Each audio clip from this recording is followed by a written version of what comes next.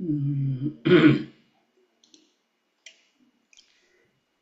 그 로마서뿐만이 아니라 사실은 바울 서신 전체의 주제는 그 의죠. 하나님의 의가 주제입니다. 하나님의 의가 주제인데 이 하나님의 의라고 하는 것을 우리가 이해를 하려고 그러면 사실은 불의가 뭐냐 이거를 이해를 해야 되죠.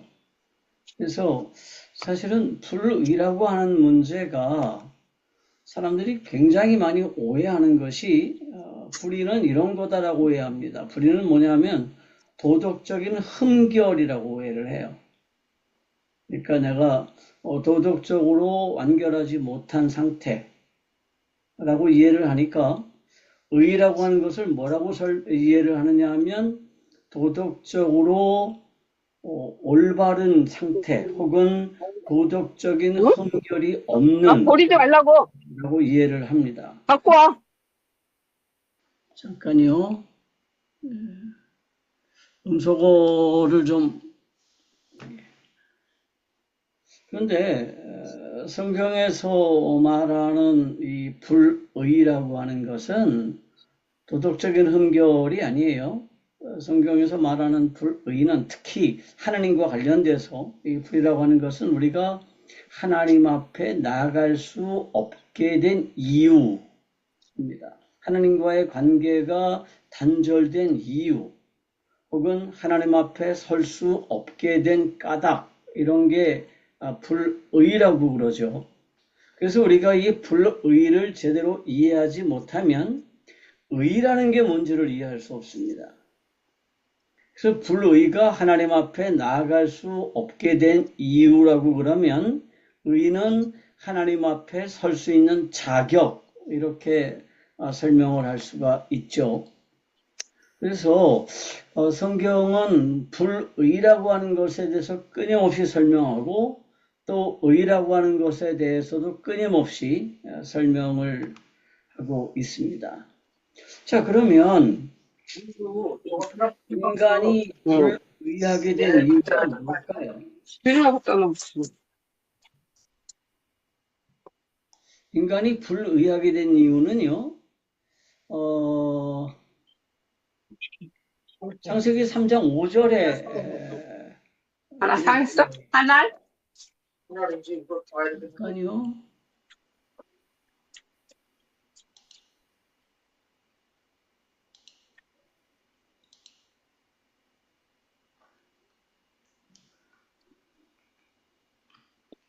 창세기 3장 5절에 보면 이런 말씀이 있죠. 너희가 그것을 먹는 날에는 너희 눈이 밝아져 하나님과 같이 되어 선악을 알 줄을 하나님이 아심이니라. 이런 말씀이 있어요. 그래서 성경에서 불의를 가장 잘 나타내주는 말씀은 이 말씀입니다. 뭐냐 하면 내가 뭐가 된다? 하나님과 같이 된다라는 거예요. 내가 하나님과 같이 된다. 다시 말하면 내가 하나님이 될 수 있다라고 하는 것이 그러한 생각, 그러한 어떤 결단, 그러한 행동, 이것이 불의죠.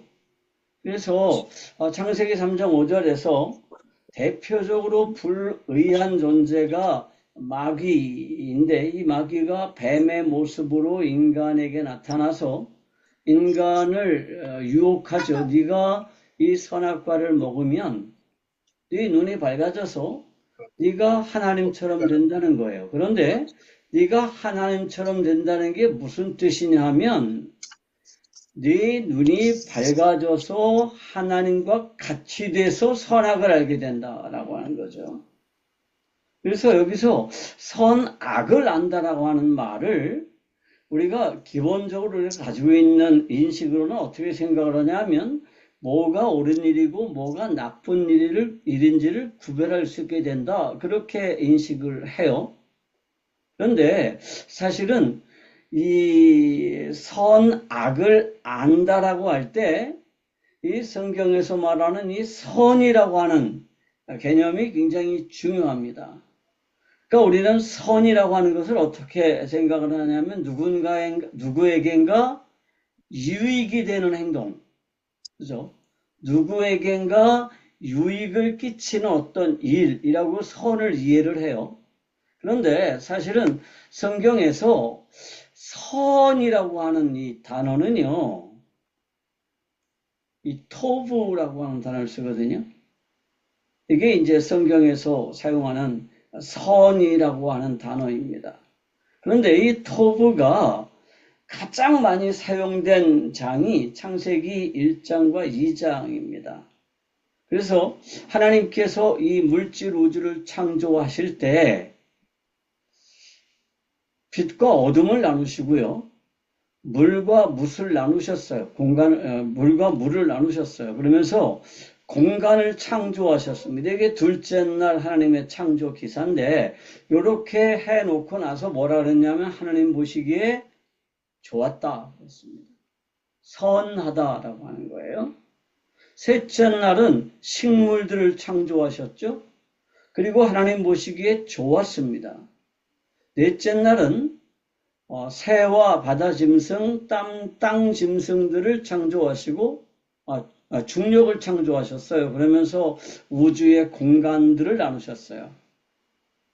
그래서 언젠가 제가 사도신경을 강의하면서 하나님의 창조를 설명하면서 아마 이 부분을 충분히 설명했던 것 같은데 우주라고 하는 이 공간에 해나 달이나 별이나 이런 것들을 이 공간을 창조하심으로써 나누셨거든요.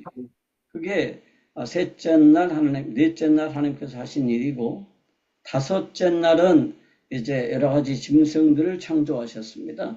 그리고 여섯째 날은 인간을 창조하셨어요. 그런데 이 모든 것들이 하나님 보시기에 좋았습니다. 이 좋다라는 게 무슨 뜻이냐 하면 잘 만들어졌네, 아름답네 그런 뜻이 아니고요. 원래 이 좋다라는 말은 존재 목적에 딱 맞게 만들어졌다는 거예요. 그러니까 하나님의 창조 계획에 딱 합당하도록 만들어진 것을 뭐라고 그러느냐? 그것을 토부하다라고 말씀하시는 거예요. 그게 선입니다. 그러니까 이 선이라고 하는 거는 누가 정할 수 있느냐? 창조주만 정할 수 있습니다. 그러니까 그냥 누군가가 만들어진 것을 내가 볼 때 야, 저거 정말 창조 목적에 딱 맞는데 이렇게 할 수는 없어요. 창조 목적에 합당하다, 합당하지 않다는 누구만 정하느냐? 창조주만 정할 수 있습니다. 그러면 악이라고 하는 건 뭐죠? 이 악이라고 하는 것은요, 존재 목적에서 벗어난 것을 악이라고 합니다. 그러니까 이 토브라고 하는 것은 존재 목적에 합당한 것이고요. 이 라아라고 하는 이 악은 존재 목적에서 벗어난 것이죠. 만물은요, 창조주께서 창조하셨고 그 모든 만물에는 창조주께서 부여하신 창조 목적이 있습니다. 그것을 우리가 존재 목적이라고 그러죠. 그런데 만약에 내가 창조주가 아니면서 내가 만물의 존재 목적을 내가 정해줄 수 있다고 착각하면 어떻게 되는 거죠? 그러면 곧 내가 창조주가 될 수 있다라고 착각하는 겁니다. 내가 만물의 존재 목적을 정할 수 있다라고 시도를 하면 그것은 내가 창조주가 되겠다라는 시도죠. 모든 만물의 창조주는 다양한 신들이 아니고요. 여러 가지 우연의 변수들이 아니라 하나님이십니다. 그런데 내가 만물의 존재 목적을 정할 수 있다라고 주장하면 이제 내가 하나님이 될 수 있다라는 뜻이에요. 예원이 보고 포도 뭐라고 그러세요? 예원이 좀 젖어 있었었는데. 잠깐요. 강사님 모든 분을 음소거하시면 되는데. 그래야 되겠네요. 예, 알겠습니다.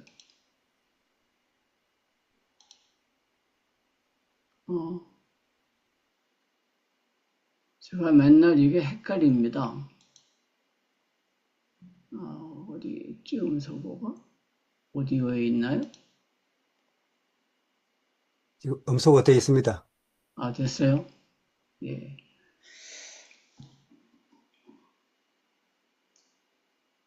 그래서 그 사단이, 마귀가 왜 타락했죠? 자기가 가장 높은 구름 위에 올라가서 지극히 높은 자와 같아지겠다라는 생각으로 하나님의 자리를 탐하다가 결국은 하나님의 심판을 받았어요. 그리고 그 하나님의 자리를 노리기 위해서 물질 우주의 대표인 인간을 자기에게로 끌어들여서 함께 하나님에게 반역을 저지른 것이 우리가 알고 있는 에덴 동산의 이 선악과 사건이죠.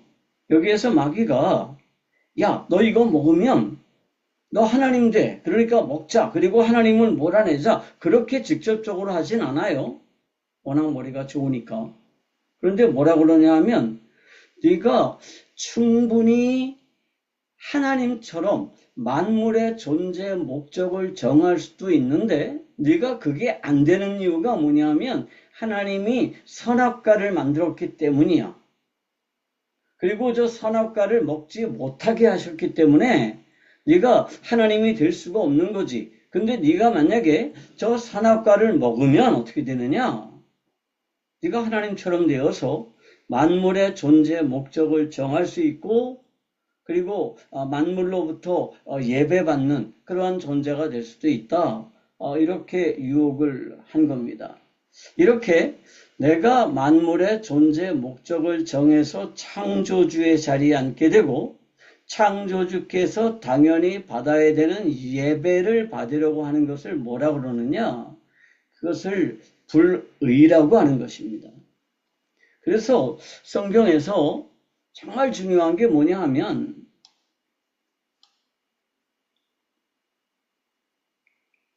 불의가 뭔지를 제대로 이해하는 겁니다.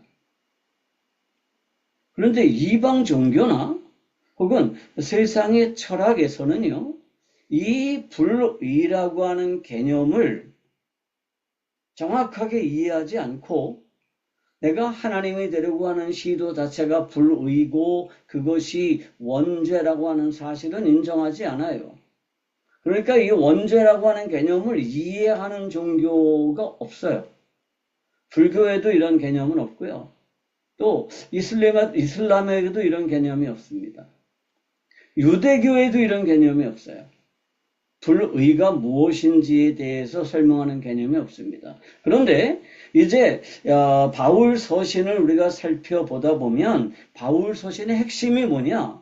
그게 의고 이 의가 왜 필요하냐 하면 인간이 불의하기 때문이고요. 인간이 불의하게 되면 절대로 뭐 할 수 없다? 하나님 앞에 나갈 수 없다라고 하는 것이 바울 서신의 핵심 논지가 되겠습니다.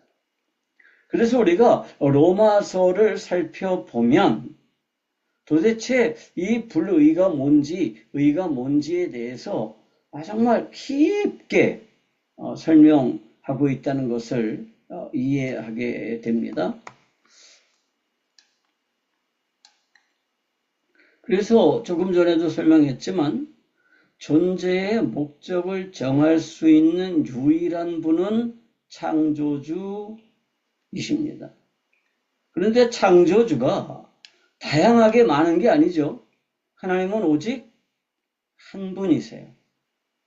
그래서 우리가 하나님은 거룩하다라고 그러잖아요. 하나님은 거룩하시죠. 이 거룩이라는 개념이 뭐예요? 그러니까 유교에서도 거룩하다라는 표현이 있습니다. 성결이라는 말이죠. 그런데 유교에서나 혹은 철학이나 다른 종교에서 이 거룩이라는 개념은 도덕적 완결함이라는 의미예요. 그래서 공자나 맹자나 주자나 이런 사람들이 도덕적 완결함에 도달을 했었다라고 하는 거죠. 그래서 그분들을 우리가 성인이라고 부릅니다. 그런데 성경에서 말하는 하나님이 거룩하다라고 할 때 이 거룩은 뭐냐 하면 다르다라는 뜻이에요. 구별되었다라는 뜻이죠. 뭐가 달라요? 존재하게 된 이유가 다릅니다. 모든 만물은 하나님께서 창조하심으로 존재하게 됐어요. 그런데 하나님은 창조되지 않고 스스로 존재하시는 오직 한 분이십니다. 모든 만물의 존재 이유이시고요. 모든 만물의 존재 근원이십니다. 그래서 거룩하다라고 하는 거예요. 뿐만 아니라 모든 만물은 창조주가 존재 목적을 부여해 줍니다. 그런데 하나님은 어떤 분이시냐 하면 스스로 존재 목적을 정하시는 분이세요. 그래서 하나님은 거룩하세요. 그래서 존재 이유가 다르고 존재 목적이 다르다는 뜻에서 거룩하다라는 표현을 쓰는 거죠. 그런데 인간이 자기 스스로가 하나님의 피조물이라는 사실을 인정하지 않고 또 자기의 존재 목적을 정하려고 하면 내가 하나님이다라고 주장하는 거죠. 그러면 하나님이 계시는데 내가 하나님이라고 주장하면 그 하나님과 함께 살 수가 없는 거예요. 그 창조주와 함께 존재할 수가 없죠. 그래서 인간은 불의하게 됐습니다. 그래서 하나님과 함께 존재할 수 없게 되었죠. 그래서 존재의 목적을 정하려는 시도는 스스로를 창조자라고 선언하려는 시도이고요.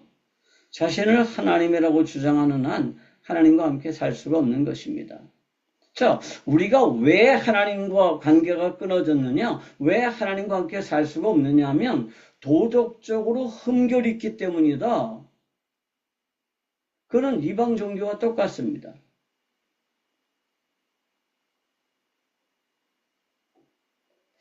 기독교가 많은 세월이 지나면서 천주교회는요, 은연중에 이 원죄라는 개념을 희석시켰습니다. 그래서 인간이 이 세상을 살면서 만들어냈던 모든 도덕적인 문제들이 하나님과 관계를 끊었다라고 생각을 해요. 개신교도들 중에서도 이 의라고 하는 게 뭔지, 불이라고 하는 게 뭔지를 분명하게 이해하지 못하면 우리가 하나님 앞에 나아갈 수 없게 된 이유가 내 도덕적인 불결 때문이다. 이렇게 오해할 수도 있죠. 그리고 많은 사람들이 그렇게 이해하고 있습니다. 그렇게 오해하고 있어요. 많은 목사님들의 설교를 들어봐도 그렇게 생각하는 분들이 참 많은 것 같아요. 좀 많이 안타깝죠. 그럼 의라고 하는 건 뭐냐 하면 하나님 앞에 설 수 있는 자격입니다. 누가 하나님 앞에 설 수 있죠? 누가 하나님 앞에 나갈 수 있습니까?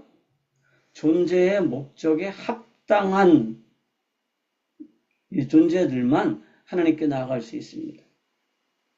하나님의 창조 목적에 합당한 것들, 그래야만 하나님 앞에 나갈 수 있는데 내 존재의 목적을 잃어버리고 하나님의 영광을 드러내고 하나님을 예배하라고 하는 이 존재의 목적을 잃어버리고 내 영광을 드러내고 내 욕심을 예배하면 절대로 하나님 앞에 설 수가 없는 거죠. 그래서 우리가 이미 다 잘 아는 대로 헬라어에서 이 죄라고 하는 단어가 하마르티아잖아요. 여기 제가 활 그림을 이렇게 놔뒀는데 그 하마르티아는 그런 거예요. 관역에서 빗나갔다라는 뜻입니다. 우리가 조금 더 이해하기 쉽게 말하면 존재의 목적에서 벗어났다라고 하는 거예요. 자, 하나님께서 만물을 창조하셨습니다. 왜 창조하셨죠? 그 모든 만물로부터 예배받기 위해서 창조하셨어요. 그런데 이 물질 우주에 존재하는 것들은 하나님을 알 수가 없습니다. 영이 아니기 때문에 영이신 하나님을 알 수가 없어요. 그래서 이 영이신 하나님을 보여주도록 하기 위해서 인간을 창조하셨죠.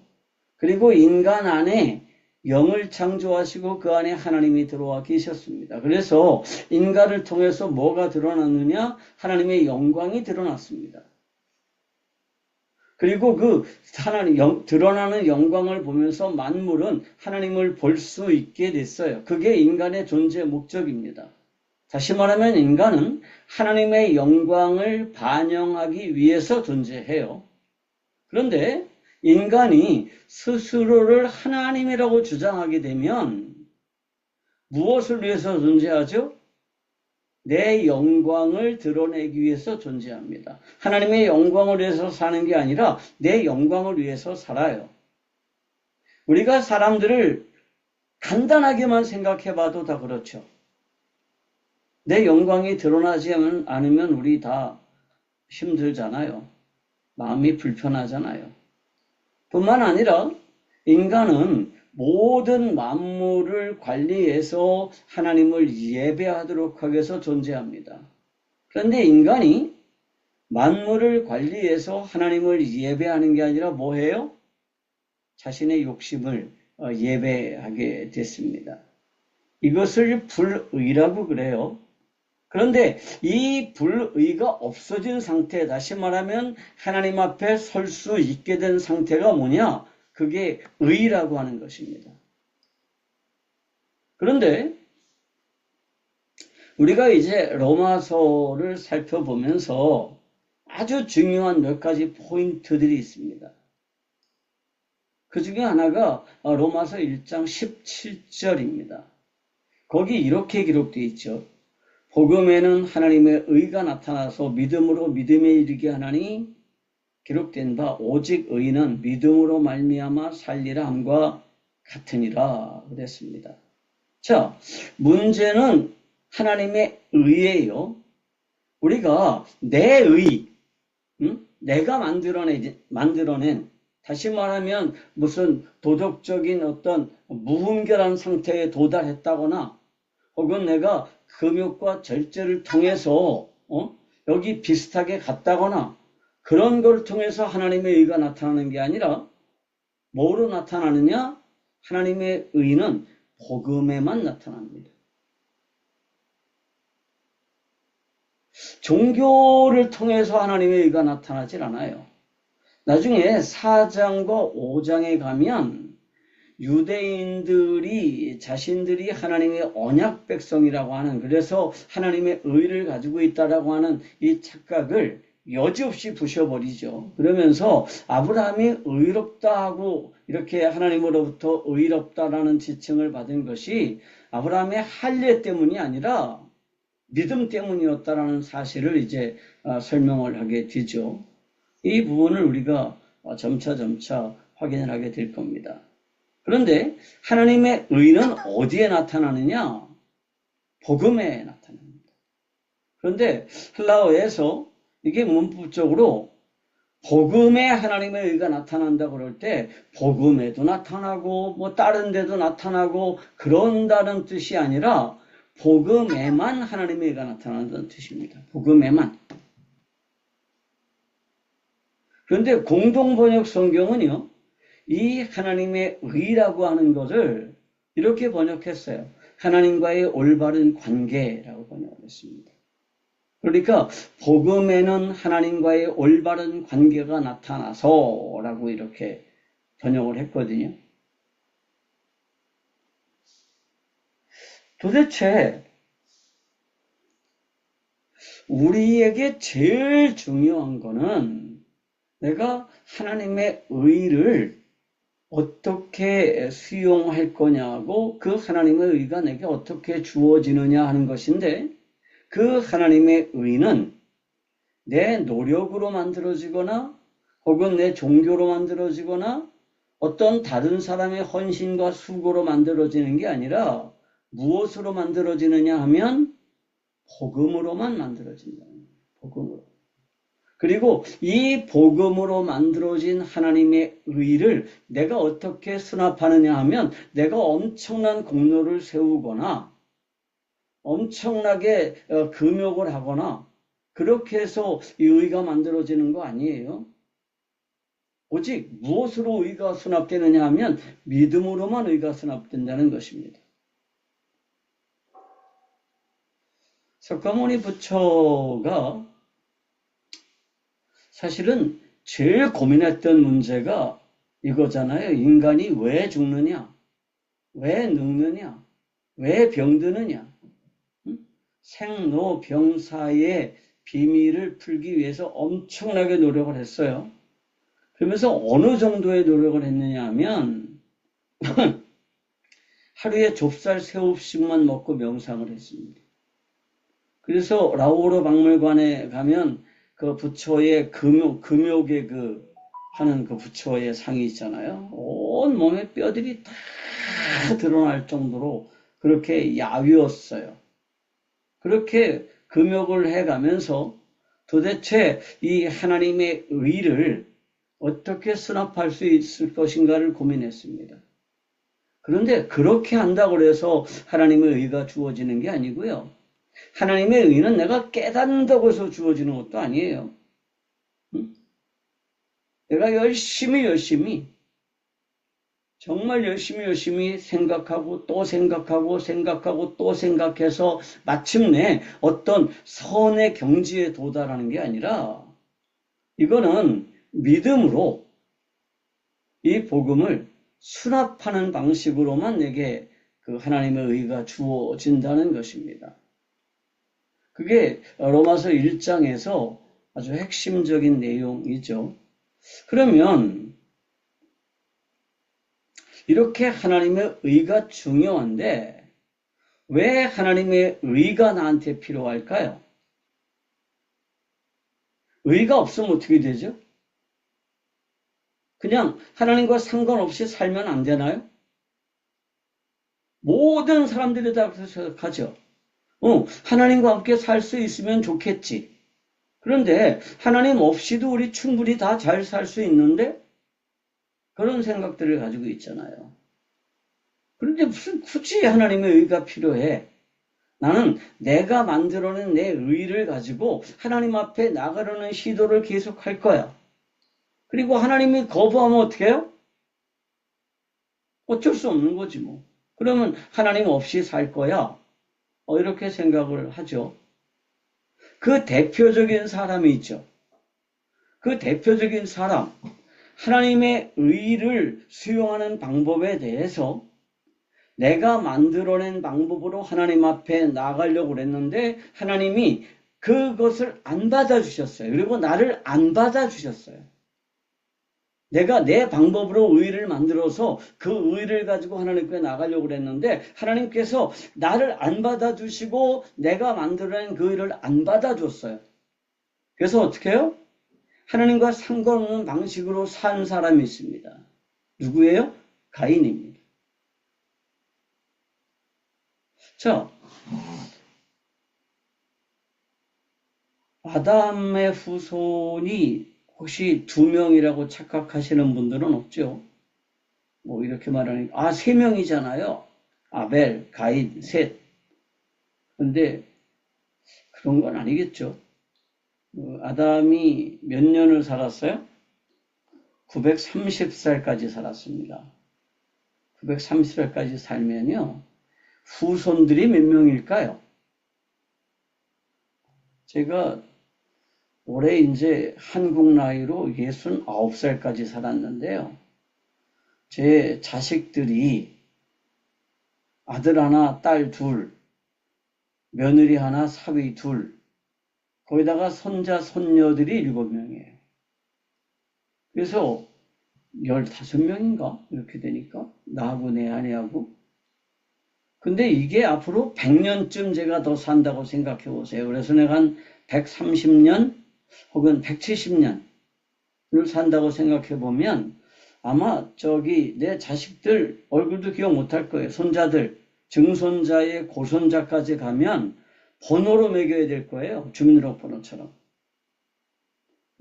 어젠가 이 미장원에 가서 얘기를 하는데 어떤 사람이 아버지가 100살을 넘게 살았는데 증손자까지 합쳐가지고 식구들이 100명이 넘더래요. 그러니까 아담은 930살을 살았으니까 얼마나 많은 후손들이 있었겠어요. 그런데 그 많은 후손들 중에 가인과 아벨이 어느 날 갑자기 예배해야 되겠다라고 생각했다는 뜻이 아니에요. 성경의 기록은. 그러니까 가인도 예배를 했고 아벨도 예배를 했습니다. 왜 예배를 했죠? 그러니까 아담이 하나님과의 관계를 유지해 나가는 방법으로 하나님께서 보여주신 그 희생 제사를 드리는 방법으로 그 희생 제물의 피와 그 희생을 가지고 하나님께 나갔어요. 그리고 하나님은 그것을 가지고 뭐 했느냐? 아담의 죄를 덮어주셨습니다. 아담을 의롭다라고 간과해 주셨어요. 아담의 그 불의가 없어진 건 아니지만 그 희생으로 아담의 불의를 덮어주셨죠. 그런데 세월이 많이 지나고 나면서 아벨은 여전히 하나님께서 보여주신 그 희생의 제사를 드렸지만 가인은 자신의 방법으로 자신의 의를 가지고 하나님께 나가려고 했어요. 그랬더니 하나님께서 가인과 가인의 예물은 거절하셨습니다. 그럼 가인이 내가 이게 방법이 잘못됐구나. 그래서 다시 그 하나님께서 알려주신 그 희생 제물을 드리는 방식으로 바꾼 게 아니라 어떻게 해요? 그대로 고집했습니다. 그리고 하나님 없는 삶을 살았어요. 그 대표적인 게 뭐죠? 아벨을 죽여버렸습니다. 오늘날 많은 사람들이 하나님 앞에 나가려고 들어요. 그런데 하나님 앞에 나가려면 반드시 뭐가 필요하냐면 하나님의 의가 필요하고요. 이 하나님의 의는 복음에 나타나 있고 그 복음에 나타난 하나님의 의를 내가 믿음으로 승합하는 방법밖에 없다. 이렇게 성경이 얘기하는데도 불구하고 여전히 사람들은 자신의 방법으로 내가 만들어내는 의를 가지고 하나님 앞에 나가려고 드는 사람들이 있단 말이죠. 그래서 우리도 모르게 이 도덕적인 완결함에 도달하기 위해서 무슨 면벽을 8년을 했다든지 아니면 완전한 무소유를 경험했다든지 이런 게 굉장한 것이라고 착각을 합니다. 그런데 그런 방식으로는 우리가 하나님 앞에 나아갈 수가 없는 거죠. 하나님 앞에 나아갈 수가 없습니다. 그런데 하나님 앞에 그럼 안 나가면 되지 뭐. 하나님 상관없이 그냥 나는 나대로 살면 되지. 그럴 수 있죠. 그런데 문제는 이거예요. 하나님께서 뭐 하신다는 거예요? 불의로 진리를 막는 사람들의 모든 경건하지 않음과 불의에 대하여 하늘로부터 뭐가 나타나느냐? 하나님의 진노가 나타난다는 것입니다. 자, 마지막 심판이 있어요. 근데 여기서 말하는 이 하늘로부터 하나님의 진노가 나타난다는 얘기는 지금 하나님이 계시는 그곳에서도 뭐가 일어난다는 거예요? 하나님의 진노가 끊임없이 우리를 지배한다는 것입니다. 그래서 우리가 누구와 같이 살 수가 없게 되었다? 하나님과 함께 살 수가 없게 되었다. 라고 하는 게 로마서 1장 18절의 논지이죠. 자, 죄라고 하는 게 뭡니까? 죄는 조금 전에 설명했지만 뭐예요? 관역에서 벗어난 것입니다. 존재 목적에서 벗어난 거죠. 그래서 그 죄에 대해서 성경은 이렇게 요약을 해요. 죄는 뭐다? 불의다라고 하는 것입니다. 불의는 뭐냐? 불의는 도덕적인 흠결의 문제가 아니라 스스로를 하나님으로 주장하는 겁니다. 스스로를 신이라고 주장하는 거예요. 신은 오직 누구밖에 없어요? 한 분이세요. 그런데 내가 신이라고 주장하고 싶으니까 사람들은 뭐를 만들어냈어요? 많은 신들을 만들어냈어요. 그리고 그 중에 나를 슬쩍 끼워넣는 거죠. 이걸 우리가 종교라고 부릅니다. 그래서 이 복음을 우리가 복음은 종교가 아니다. 이렇게 얘기하는 게 신은 오직 한 분이라는 사실을 인정해야 돼요. 그런데 이 신이 오직 한 분이라는 사실을 의도적으로 무시하고 나도 신이야. 이렇게 주장하는 거죠. 자, 여기 일본에 계시는 선교사님들 계시는데 일본에서는 사람이 죽으면 어떻게 돼요? 이 세상을 살 때 정말 그 올바른 일로 해서 살고 혹은 다른 사람을 위해서 헌신하고 죽었으면 뭐가 돼요? 그럼 신이 된다고 생각합니다. 그래서 그 신들을 어디다 모셔요? 신사에 모시죠. 그리고 내 조상이 신사에 모셔져 있으면 그것도 국가 신사에 모셔져 있으면 그야말로 가문의 영광입니다.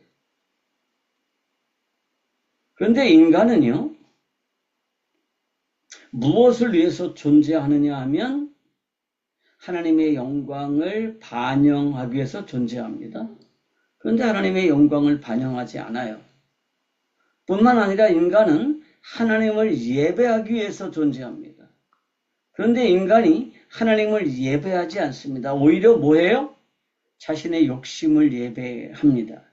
이것을 우리가 뭐라고 그러느냐? 불의라고 그러고요.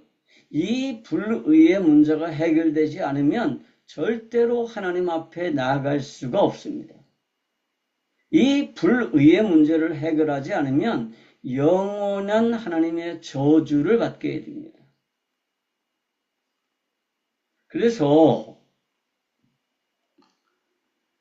성경은 이렇게 말하죠.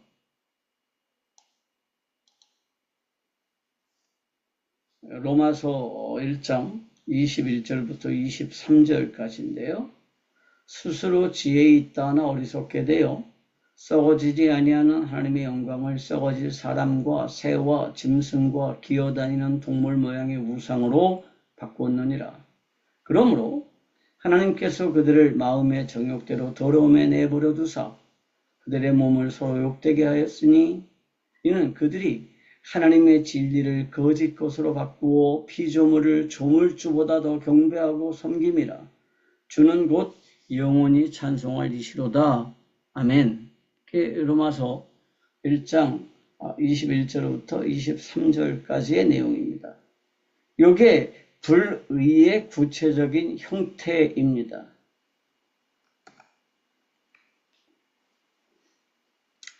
자, 여기 나와 있는 그림이 뭐죠? 이거는 앙코르와트에 있는 나가라고 하는 신상입니다. 이 나가가 누구냐면 뱀이에요.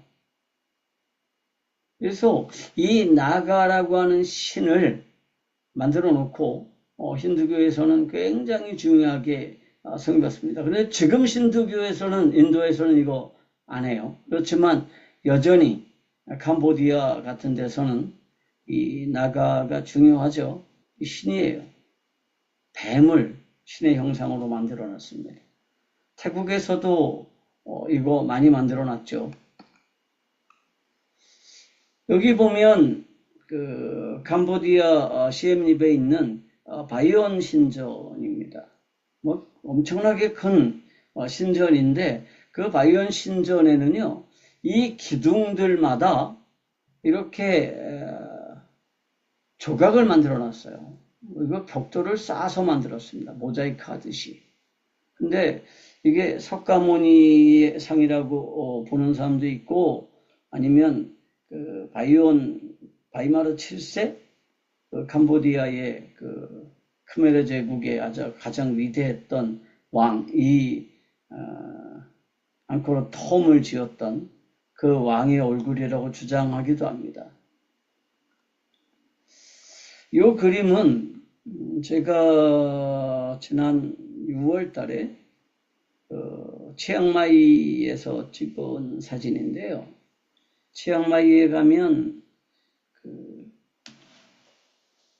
도이 스텝이라고 하는 유명한 절이 있습니다. 그러니까 스텝이라고 하는 산에 있는 절이에요. 여기를 가면 특이한 게 있습니다. 지금 여기 보면 서양 사람들이 있죠. 이 사람들이 지금 뭐 하는 거냐 하면 요 승려로부터 축복을 받기 위해서 무릎 걸음으로 한 3, 4m를 이렇게 무릎 걸음으로 기어가서 지금 현재 머리를 조아리고 있는 겁니다. 그래서 승려가 머리에다 물을 뿌려줘요. 그리고 돈을 조금 더 내면 손에다가 실을 묶어줍니다. 그러니까 이 사람들은 서양 사람들이에요. 그래서 제가 물어봤더니 스페인에서 왔더라고요. 그래서 그 종교란에는 틀림없이 기독교라고 쓸 텐데, 천주교에도 기독교니까, 뭐, 자기들을 로마 카톨릭이라고 하지 않고 그냥 기독교라고 하니까. 이 사람들이요, 이 이교적인 신에게, 그 부처에게 복을 받기 위해서 이렇게 머리를 조아리고 있는 겁니다. 여기 보면 이 사람들은 태국 사람들이에요. 이 사람들도 그 불상 앞에서 꽃을 바치고 그 다음에 향을 살라서 바치죠. 원래 인간이요, 타락한 이유가 뭐예요? 스스로를 신이라고 주장했습니다. 내가 신이 되겠다. 내가 만물의 존재의 목적을 정하고 만물로부터 예배를 받겠다라고 생각하면서 타락했어요. 그런데 타락하게 되니까 하나님께서 그들을 그 정욕대로 내버려뒀어요. 그럼 그렇게 해봐라. 내버려두니까 어떻게 해요? 오히려 만물을 신으로 추앙하게 되고 그 만물을 신으로 섬기게 됐습니다. 그래서 스스로 어떻게 하게 돼요? 비천하게 만들었습니다. 그게 아까 요 얘기예요. 그러므로 하나님께서 그들을 마음의 정욕대로 더러움에 내버려 두사 그들의 몸을 서로 욕되게 하셨으니, 자, 그들의 몸을 욕되게 했다는 게 뭐냐 하면 사실 인간은요, 모든 만물을 관리하는 위치였죠. 이 물질우주를 관리하는, 물질우주를 대표하는 존재였는데 자기가 하나님이 되겠다, 내가 지혜롭다, 이렇게 돼가지고 타락하니까 하나님께서 그들을 마음의 정욕대로 더러움에 내버려 뒀습니다. 그러니까 어떻게 됐느냐? 썩어질 사람과 새와 짐승과 기어다니는 동물 모양의 우상을 뭘로 바꿨느냐? 하나님으로 바꿨습니다. 하나님을 그렇게 바꿨어요. 그리고 그것들을 섬기게 됐습니다. 그래서 원래 자기의 다스림을 받던, 자기의 관리 아래에 있었던 그 만물들을 누가 섬겨요? 이제 인간이 섬기게 됐다는 것입니다. 이게 불의의 결과입니다.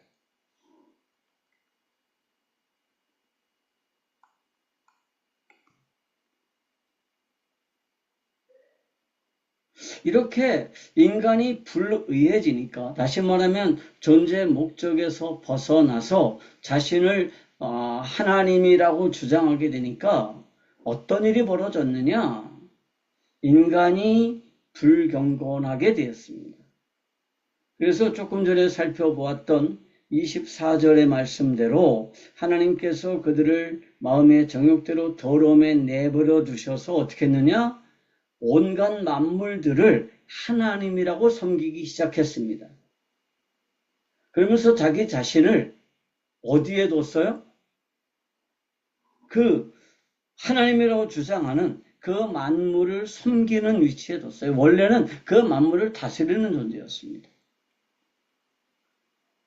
또 인간이 스스로를 하나님이라고 생각하고 내 존재 목적을 내가 정할 수 있다라고 생각했으니까 하나님께서 어떻게 하셨느냐?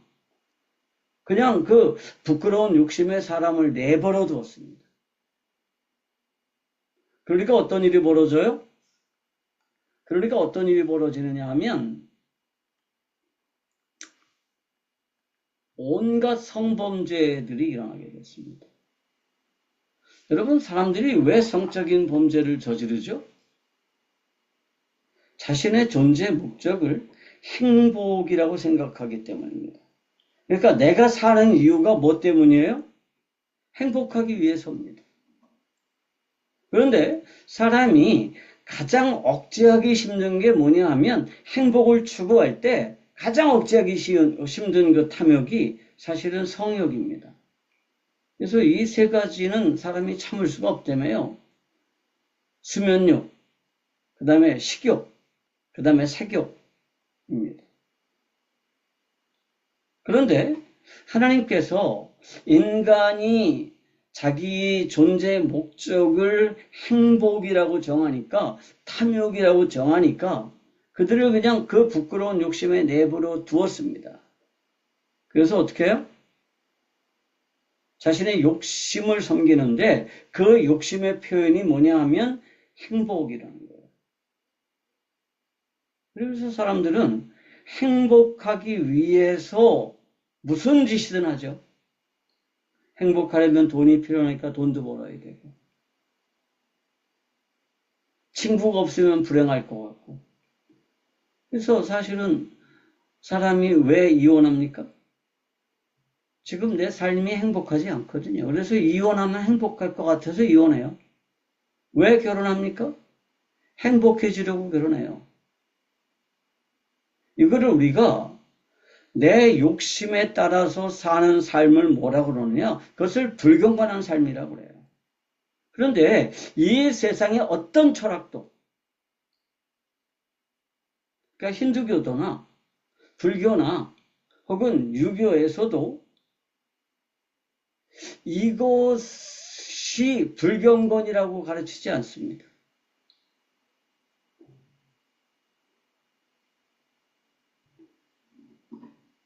인간이 불의해졌기 때문에 하나님께서도 어떻게 하셨어요? 그들을 그 상실한 마음대로 내버려 두었습니다. 그랬더니 어떻게 됐어요? 음란, 불의, 추악, 탐욕, 악의, 살인, 분쟁, 사기, 악독, 수근수근, 비방, 능욕, 교만, 자랑, 악을 도모함, 부모를 거역함, 우매, 배양, 무정, 무자비, 이러한 여러 가지 도덕적인 문제들이 나왔어요. 그런데 우리가 분명히 알아야 될 게 있습니다. 이러한 음란, 불의, 추악, 탐욕, 악의, 시기, 살인, 분쟁, 사기, 악독, 이러한 우리 삶에서 나타나는 여러 가지의 문제들은 불의라고 하지 않고 이것을 뭐라고 그러느냐? 불경건이라고 합니다. 그리고 이 불경건은 어디서 나왔느냐? 불의에서 나왔습니다. 그래서 불의의 문제를 해결하지 않으면 이 불경건의 문제는 해결할 수가 없습니다.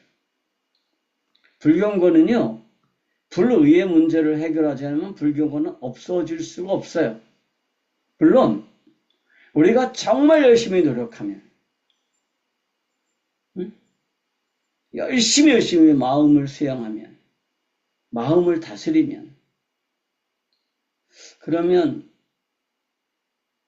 불경건을 줄여나갈 수는 있겠죠. 그런데 인간의 불경건은요, 줄일 수는 있지만 없앨 수는 없습니다.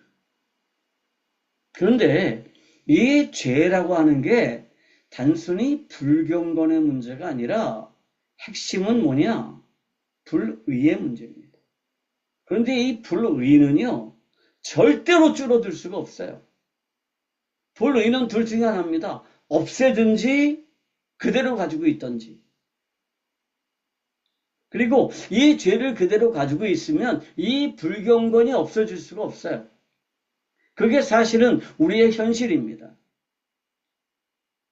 석가모니가 그렇게 죽을 고생을 하고 정말 그 천재적인 머리를 가지고 연구를 했어도 깨닫지 못한 게 이겁니다. 저는 많은 신학자들도 이거 제대로 이해하지 못하는 분들이 많다고 생각을 해요.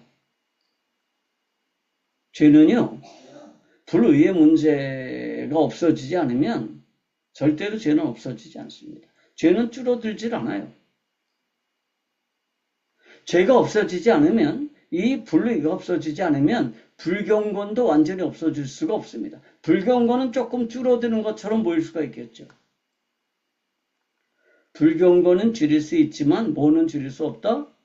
불의는 줄어드는 게 아닙니다. 불의를 제거하지 않으면 불경건은 없어지지를 않습니다. 불의를 제거하지 않으면 불경건은 없어지지가 않아요. 그런데 우리가 불의의 문제는 관심이 없어요. 그건 그럴 수도 있다고 생각해요. 내가 내 인생의 주인이고, 응? 모든 만물은 나를 위해서 존재한다고 생각하는 것 자체가 뭐 우리에게 크게 잘못했어? 불경건을 없애면 되지. 그러면 내가 하나님과 같아지고 하나님 앞에 나갈 수가 있잖아. 그런데 내가 하나님 앞에 나갈 수 있다는 거하고 내가 하나님이 된다라고 하는 거는 전혀 틀린 개념입니다. 근데 지금도 사람들은요, 끊임없이 내가 하나님이 되려는 그러한 헛된 노력들을 계속하고 있죠.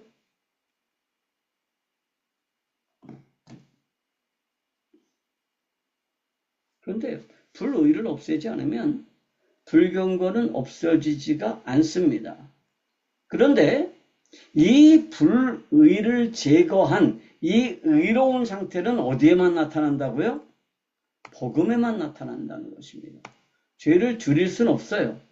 불경건을 줄여도 불의는 없어지지 않습니다. 그런데 불의는 없애는 방법이 있죠. 불의를 없애는 방법이 뭐예요? 유일한 방법이 뭐냐 하면 반역의 대가를 지불하는 겁니다. 여러분, 반역의 대가, 우리가 하나님 앞에 불의해진 이유가 뭐 때문이에요? 반역을 했기 때문인데 이 반역의 대가를 지불해야만 이 불의는 없어집니다. 자, 내가 하나님이 되겠다라고 생각하고 내가 하나님이라고 선언했어요. 그래서 하나님 앞에 반역을 저질렀는데 하나님께서 그래, 네가 반역을 저질렀지만 내가 그냥 용서해 줄게, 없었던 일로 쳐줄게, 그렇게 하실 수 없죠? 그렇게 할 수 없습니다. 왜냐하면 하나님의 공의 때문입니다. 그러니까 하나님은 공의로우시기 때문에 있었던 죄를 그냥 없앨 수는 없어요. 특히 또 반역죄는요, 일단 일어나면 도중에 취소할 수가 없습니다. 그러니까 내가 남의 물건을 도둑질하려고 마음을 먹었지만 중간에 포기할 수 있죠. 그런데 반역은요, 반역을 일으킨 이상 그것을 도중에 취소할 수가 없습니다. 그런데 이 죄를 없애는 방법이 뭐냐? 반역의 대가를 지불하는 것입니다. 그런데 반역의 대가는 어떻게 지불해요? 죄의 대가를 지불하는 방식은 죽는 겁니다. 그래서 로마서 6장 23절은 이렇게 기록하죠. 죄의 삭은 사망이요 하나님의 은사는 그리스도 예수 우리 주 안에 있는 영생이니라. 죄의 대가는 뭐냐면 사망이에요. 여기서 말하는 죄는 하마르티아입니다. 불경건이 아니에요.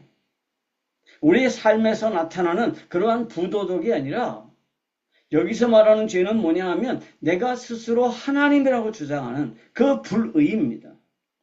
그 불의를 저지른 대가가 뭐냐? 사망이에요. 그래서 이 사망의 대가를 지불하는 유일한 방식이 뭐냐? 그것만 내 죄를 없앨 수가 있습니다. 내 불의를 없앨 수가 있어요. 그런데 그렇게 해서 사망의 대가를 지불하고 불의를 없애면 내가 의로워지느냐? 아니죠. 그렇다고 내가 의로워지는 건 아니에요.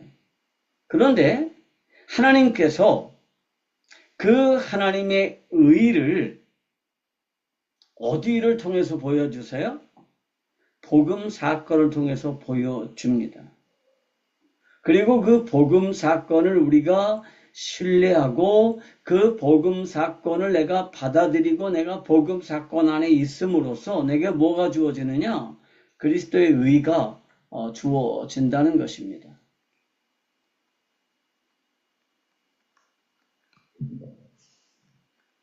또 이거 뭐 잘못됐네요.